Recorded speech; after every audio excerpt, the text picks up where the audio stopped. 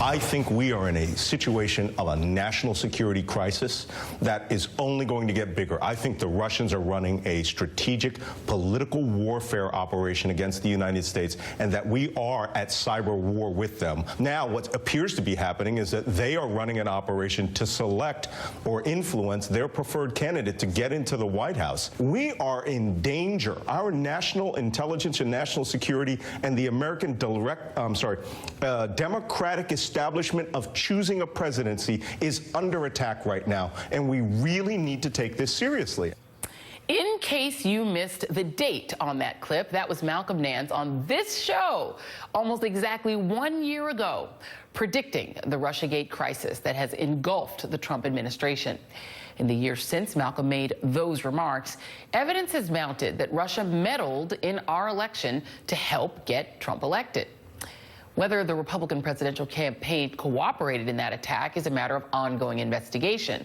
And this week, the Wall Street Journal reported the strongest evidence yet of possible collusion, detailing how a GOP operative, the now deceased Peter W. Smith, launched a quest to obtain emails he believed were stolen from Hillary Clinton's private server, while implying that he was connected to Michael Flynn.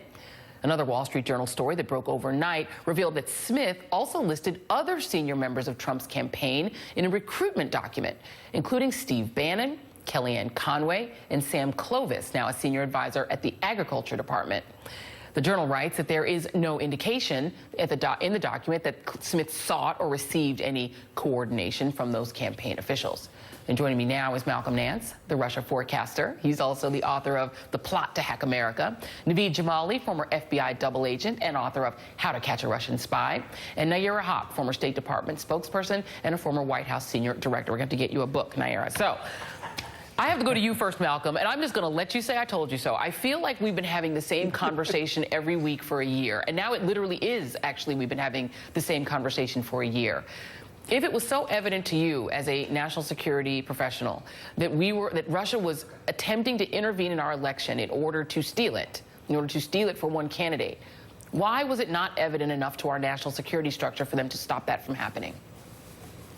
Well, I think it was evident to the professionals inside the national security infrastructure at that time. The U.S. intelligence community was, and as we now know, was hair on fire. And the reason that I made that statement, you might recall we were at Independence Hall, was the previous week, all of these little indicators were coming up and bubbling up through the community that were showing that not only was Russia doing something, but they were handing it off to WikiLeaks.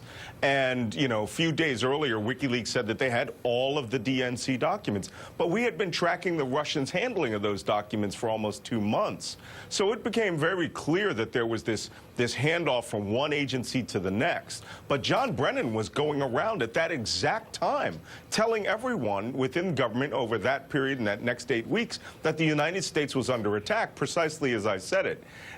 So, you know, it's not, you know, prophesizing the future. It's just sheer professional intelligence analysis as carried out by the professionals. But the consumers refuse to believe it. Yeah, that's I think, the important point. The consumers, particularly in the Trump campaign, who, Naveed, the interesting thing that's happened here, we've all had this discussion, and now I'm going back to, you know, you and I have had this. I feel like this is the conversation we keep on having, which is, at what point does the Trump campaign become aware and knowledgeable of what Russia is doing, or convinced it's happening, and then what do they do about it? Do they believe it? Do they believe it and then try to take advantage of it? This story, these two stories in the Wall Street Journal and another piece by a guy named Matt Tate in Lawfare. Let's go through first the Wall Street Journal story by Shane Harris. And it says that investigators have examined reports from intelligence agencies that describe Russian hackers discussing how to obtain emails from Mrs. Clinton's server and then transmit them to Mr. Flynn via an intermediary. And then let's go, this is clip 1 for my producers.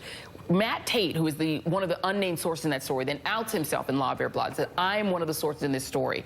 And he says that this gentleman, Mr. Smith, who is now dead, had not contacted him, and he was studying the email hack itself for what security breaches happened in it, what the email hack itself of the DNC kind of meant from an objective point of view, not partisan. And he said Smith had not contacted me about the DNC hack, but rather about his conviction that Clinton's private email server had been hacked, in his view, almost certainly both by the Russian government and likely by multiple other hackers too, and his desire to ensure that the fruits of those hacks were exposed prior to the election.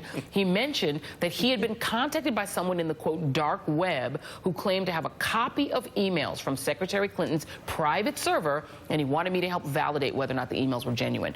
You have a theory about what all of this means. I'm going to let you tell us what that is, Naveed. Sure. So, I think that I don't dispute the fact pattern. I had the opportunity to speak a little bit with Matt last night. I don't dispute the fact pattern. I think it's a very interesting revelation, and it perhaps adds context to this. Look, I think that if the Russians did in fact have Hillary Clinton's emails, then they probably would have released them using WikiLeaks. I mean, it seems like they had the perfect mechanism to do that. So there's another thing here. If we think about what did Russia want to do? Well, we know that they want to destabilize the United States. They want to delegitimize our election system and certainly harm Hillary Clinton, who they believed was going to be the president. So I think that the alternative here is perhaps this may have been a very clever dangle operation. And what that means, a dangle is what it implies. It's this, to evoke an imagery of sort of a bright lit lure in a dark ocean and to sort of see what fishies come swimming up. So you put out there, hey, we have these 30,000 these missing emails. Let's see who comes out here. And listen, any Republican operative who wants to get Trump into the White House is going to come looking. And what do they get? They get Peter Smith. Now, perhaps once he saw this, he brings it back to this, whether it's Kellyanne Conway or Michael Flynn or any of these other name droppers that were in the subsequent report. That gets to them, and maybe that gets to the president. And the president then comes out on national TV and says, Russia, if you're listening, release these emails. Now, the thing about that, Joy, that's so unbelievably damaging and so frightening is it shows you both, A, how good the Russians are at manipulating people, and B, it shows you how susceptible the man in the White House is to that manipulation. And so Nayyera, the sort of the key to all of this is the conspiratorial mindset of both Donald Trump and Michael Flynn. These are people who already had a mindset that Hillary Clinton was just an uncaught criminal, and that whatever the Russians got from the DNC, somewhere in there was the criminal intent of Hillary Clinton hiding in it, and that if you could just get her 33,000 specifically emails, then you would catch her. That would be the smoking gun. So if the Russians got the DNC, if they got Podesta, surely they must have Hillary's too. I want to show you two pieces of video that put all this together. Let's first go to July 18th. This is the first day of the Republican National Convention. And this is Michael Flynn on stage talking about Hillary Clinton. We do not need a reckless president who believes she is above the law.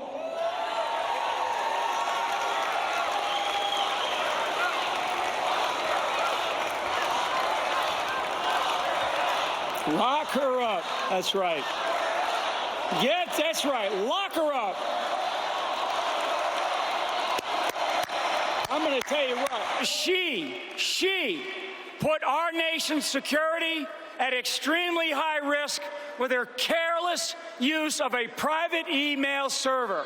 Okay, and now we fast forward 1 week later, and this is on July 26th, 1 week later. This is actually the same weekend that Malcolm and I had this conversation. And so, Nayyera, this is Donald Trump, and now the Democratic National Convention, I believe, has already started, and Donald Trump says a very specific thing to Russia. Take a listen.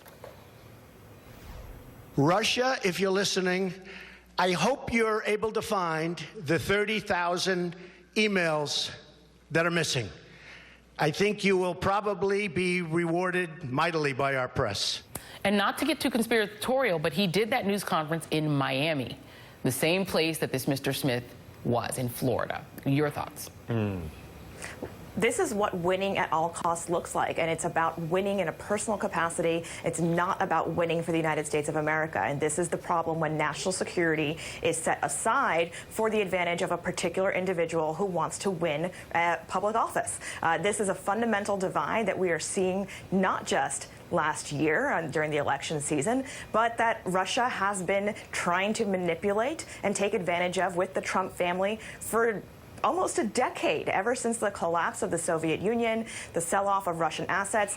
Business people around the world have seen this as an opportunity for them to make money. And Trump is essentially like a Russian oligarch. This is why you see lots of images of the Trump family in Russia building business interests, developing these networks and connections with Putin and his team.